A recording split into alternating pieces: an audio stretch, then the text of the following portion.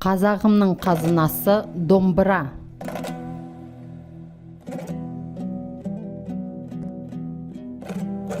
Домбыра өзіндік музыкалық сипаты бар, қазақ өмірінде маңызды орын алатын аспап.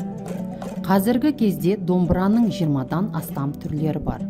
Олардың ішінде ән мен күй домбырасы, торсық, тұмар, кең шанақты, балдырған, балашық, шіңкілдек, аша, үш ішекті, қуыс мойын, шертер оркестр домбыралары қоңыр дауысты, жіңішке дауысты, ащы дауысты, бас домбыралар. 6000 жылдық тарихы бар домбыра бүгінде жеке әнді сүйемелдеуге, күй тартуға, халық фольклорлық музыкада, классикалық шығармаларды орындауға қолданылатын мүмкіндігі кең музыкалық аспап. Қазақ халқы ежелден қуаныш пен қайғыны, жақсылық пен жамандықты қара домбыраның үнімен жеткізген. Көрнекті ақын Қадыр Мырза Әлі нағыз қазақ емес, нағыз қазақ домбыра деп тегін айтпаған.